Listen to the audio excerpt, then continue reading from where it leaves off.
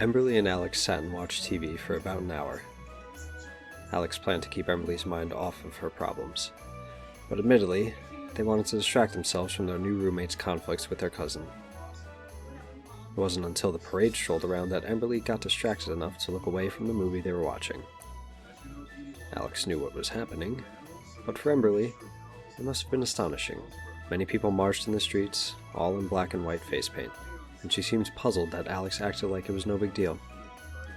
What's going on? Mime Day. For some reason, we like to celebrate them. I don't get it, but people find them quite funny. So, are the mimes the mute people wearing stripes? Yeah, they are ordinary people who dress up and do routines. Intriguing. Can we go check it out? How about you go ahead without me? Sure thing.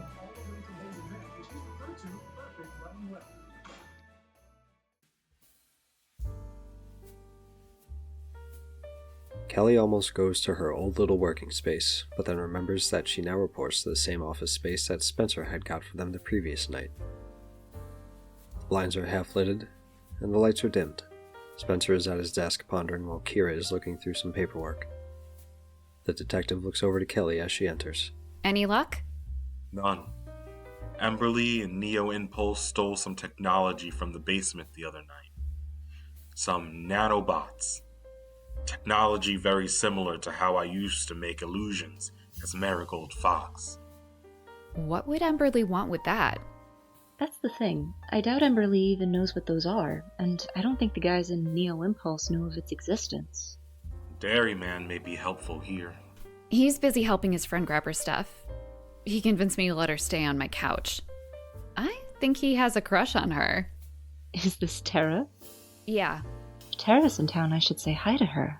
Wow, you guys know everyone. I'll talk to you guys later. Kelly notices Spencer's gaze go to the window as he hears the parade. He doesn't yet look out at it because his mind is too occupied. I can't seem to wrap my brain around this. So, how did you make those illusions? Spencer goes over to a suitcase he has. He gets out a tie and a pair of gloves that have some tech attached. These gloves help me control the nanobots I used to use.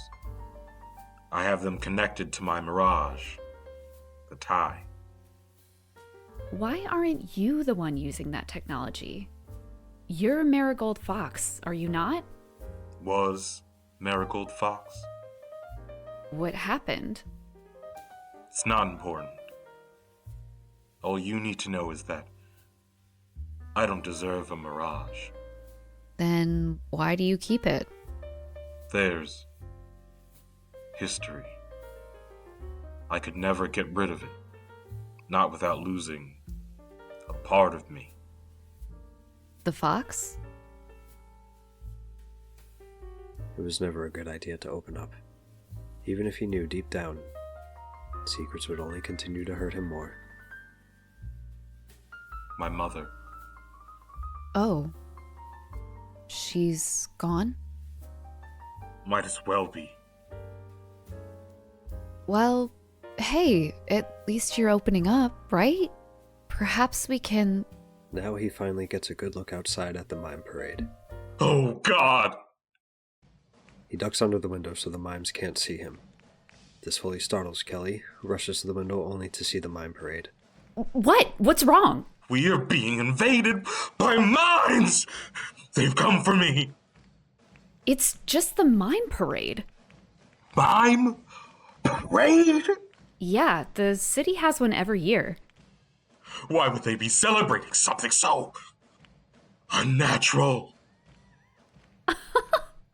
Spencer, are you afraid of mimes? That's absurd.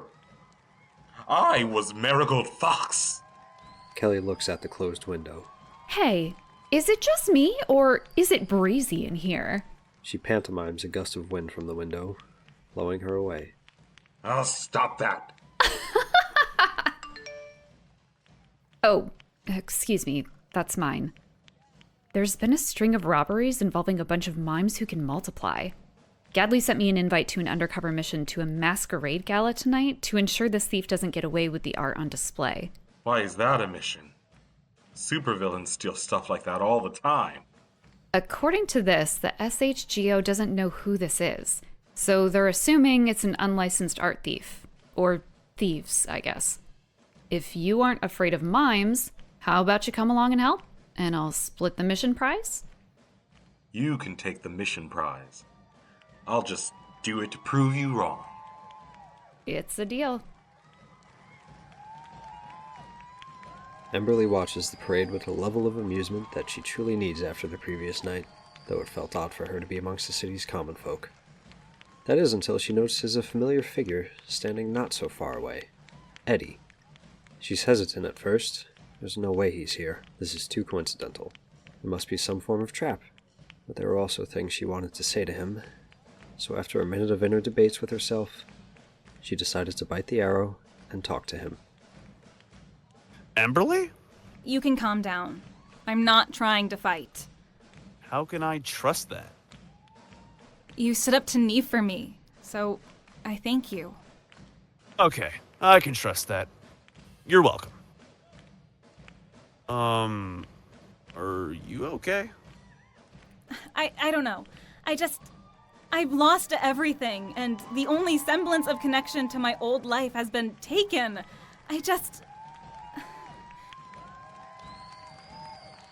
I'm sorry. This is unprofessional of me. That's alright. I don't mind you talking to me. What brings you to the mime parade? I'm just trying to enjoy the city's strange but endearing culture. Yeah, I'm not from the city, so this is new for me too. If you want to see an enjoyable tradition, like a super enjoyable tradition, you should try karaoke. Karaoke? Yeah, it's a game where you get to sing along to songs, and if you do good, everyone's impressed. And if you fail miserably, everyone thinks you're joking. It's like cheating. Well, I do enjoy music. How about I take you to a place just for supervillains? You in? Sure. I'm in.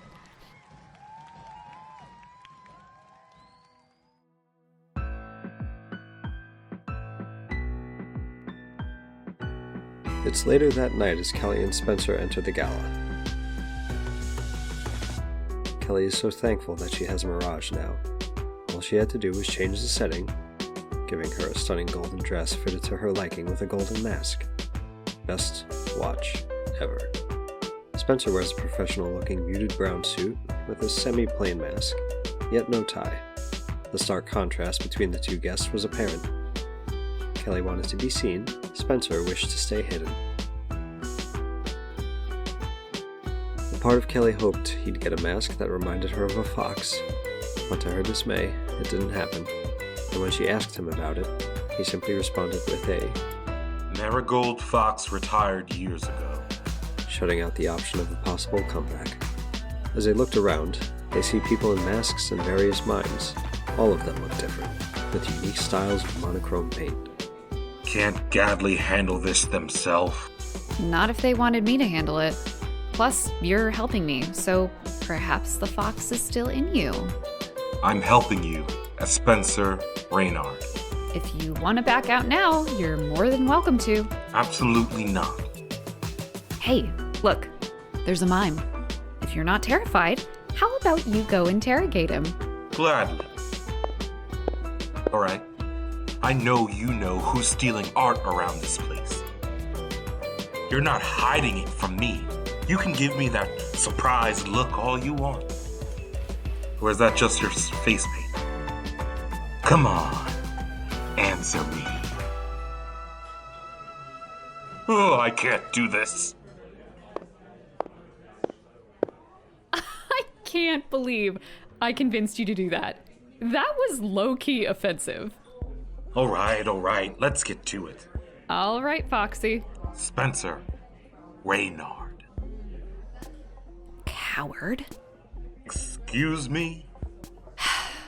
You don't want to deal with your mistakes, and yet you hide behind your money to do good things instead of going out and actually doing good things. What are you afraid of? You're making assumptions. How about we just separate and cover more ground? I'm only trying to help. Give you some constructive He was walking away from her before she could finish. criticism. Fine then. Be like that. Kelly looks around and notices two guys from across the room at a table admiring her, who immediately turn their gaze away from her when she looks back at them. Well, that'll be fun. You looking at me, boys? What? No. Yes, we were. Okay, yes, we were. We're at a gala, boys. Why aren't you up chatting? Perhaps get a girl a drink or something. Both guys stand up at her words, going to do as she says. I wasn't asking, you know. Mind if I sit? Yes, of course. Now, why are you boys here? You don't quite seem like the art gala type. We don't? Kelly quickly points to the shirt with a dragon on it hidden under his blazer, and the boy instantly goes red and hides it. I'm not used to dressing fancy.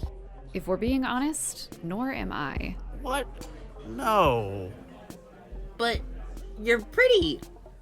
I'm here because a friend needs me here. So, why are you guys here? Well, kind of the same. Our friend Shane recently quit his shitty job about a week ago to get a new one that pays a whole lot better. He wanted to show us his new lifestyle, so he brought us here. It honestly sucks ass, but I want to support him. Where's Shane now? And just because I'm curious, where did he work? Alpone Labs. It was official. Kelly had met this person before, but she doesn't know him well enough to be able to recognize him under a mask. But, he left us right before we, saw you. Kelly looks past one of their heads to see a somewhat familiar mime, like the one Spencer had tried to intimidate. She looked to the back of her gaze and saw another mime that looked just like him. They were easy to miss, but she noticed them sprinkled around the gala because she knew what she was looking for. Sadly, I do have to go. Hopefully, I'll catch up with you boys after my business ends. Also, feel free to be open with your friend. You guys are allowed to have differing interests. That is, if she doesn't have to end up arresting their friend. She heads off to find Spencer, but he's not easily found. After seeing several mimes cross her path who look the same, and everyone else seems to be ignoring them, Kelly decides to grab one by the arm. Hey, you! As she does, it's almost like the arm nearly phases out of existence for a brief second, but then reappears like a glitch in the programming. Never mind. Kelly struggles to find her friend until she looks out of the exit of the gala, into the alleyway. The last person out had forgotten to close the door all the way, and that's why she could see Spencer in the alley, on his way out, making a somber retreat. That is, until his exit is suddenly blocked by a massive object falling out of the sky, causing an impact strong enough to send him back to the ground. He looked at the object to see it was a giant, high-heeled shoe, and he suddenly realized that it didn't fall from the sky. That giant just took one massive step over him. Where do you think you're going, genius? He gets up and brushes himself off, taking a few steps back to look up and have a conversation with the giant properly. I can't do this. I'm not a hero anymore. So that means you can't get over your fears? What is this about? Neo Impulse? Your fear of mimes? I'm not afraid of mimes. Okay, maybe a little, but it's a lot more than that. What is it? When I was left with the fortune of Alpone Labs, as proud as I was, I almost ran it into the ground. I was being irresponsible, and I nearly lost everything. I made many mistakes, and continued to make even more after I stepped down. So you don't trust yourself to be a hero? I don't. Look, you may think so, but the fact that you're even concerned with that in the first place is a good sign. It means you care. You know, I never felt prouder of myself than when I was still Marigold Fox. Spencer, you are Marigold Fox. Whether or not you decide to wear the suit, it's a part of who you are. You're a hero. So why don't you embrace it and help me?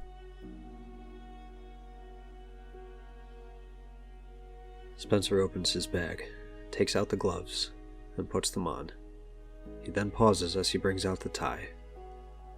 He looks it over, realizing that putting it on meant accepting the world he once knew.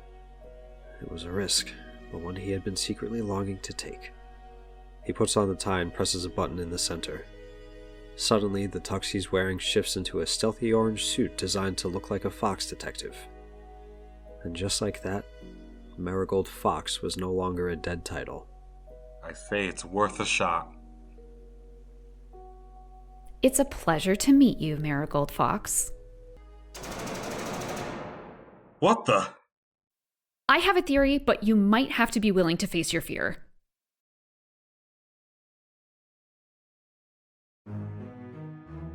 By the time they get back, the civilians are gone. All that's left is a bunch of mimes. Kelly and Marigold Fox are just in time to see them surrounding the guards in a large invisible box towards the front entrance, as one of the mimes locks it with an invisible key. They have swarmed the place like rats. The only part of the venue they haven't infected is the closet. I take it there will be no witty banter from you. Yeah, that's what I thought.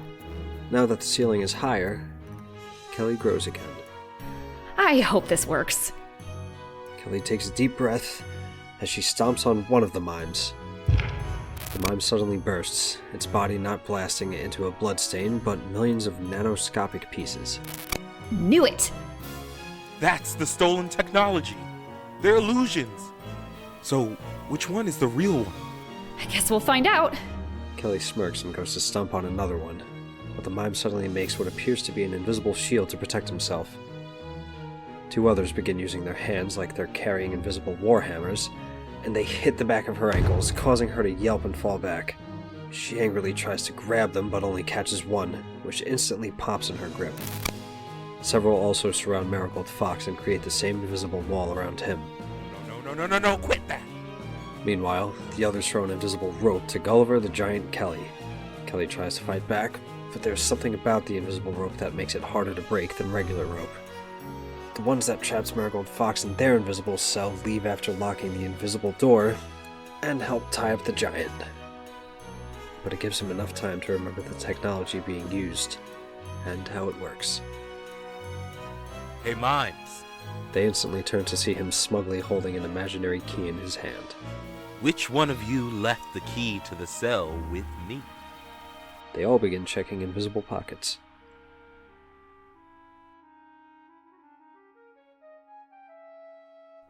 He uses the invisible key to unlock the cell and dashes out.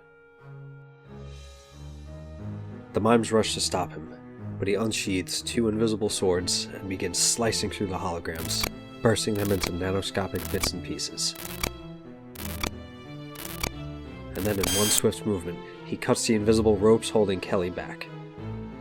Nice one. The celebration doesn't last long because the tiny pieces of the mimes they destroyed start reforming instantly. Thanks, but I hope you have a better plan than I do. Kelly quickly started looking around and noticed a hole in a nearby closet door, something that could easily be peeked out of. I got it. She rushes to the closet and tries to open it gently. She hears a squeak of an individual from inside, but the door seems locked. So instead, she just rips the door straight from its hinges in one mighty tug. In the closet, she sees a figure that seems familiar to her. He wore a gauntlet that Kelly quickly noticed the Valpone Labs logo on. Shane, I take it. She takes him by the arm and pulls him out.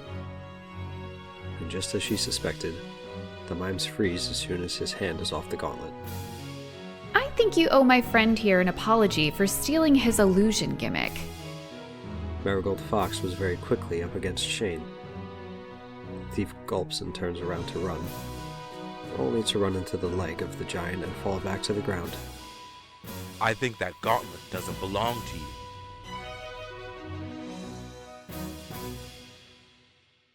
Marigold Fox grabs the gauntlet and pulls it off of him quickly. This one is eerily similar to the one I used to use. I'm sorry. I just wanted to stick it to him. To who? My old job. I stole the technology from them. I was fed up.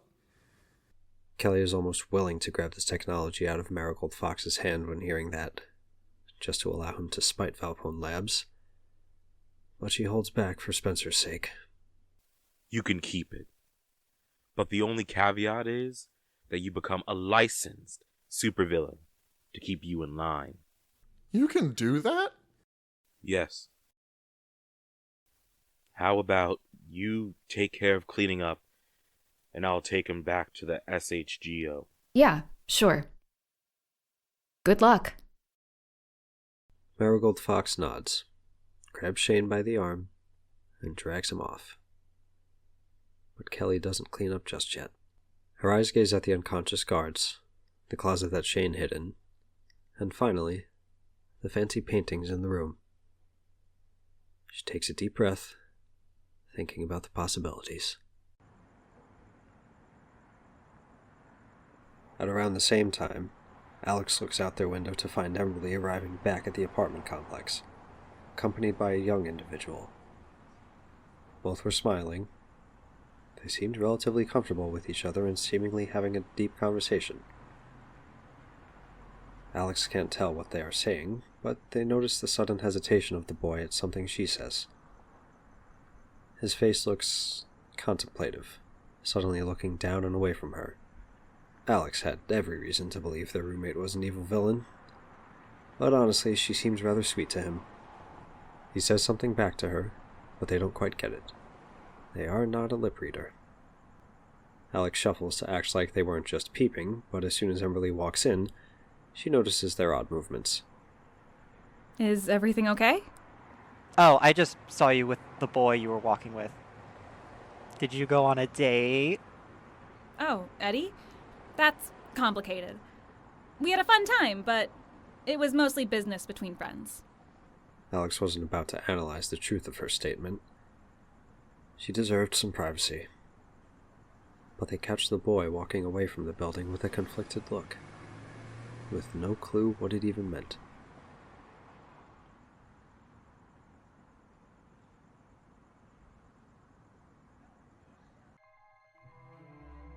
Thank you for watching this episode of Star-Marked Queen Beach City. If you like what you just heard, please feel free to like and follow on whatever platform you decided to listen to this podcast on. You can listen to this podcast on Spotify at Star-Marked or on YouTube at Maz Presents. You can also find me on Instagram, Blue Skye, and TikTok at Maz Presents. That's M-A-Z Presents. Hope you're marked for the stars. Get it?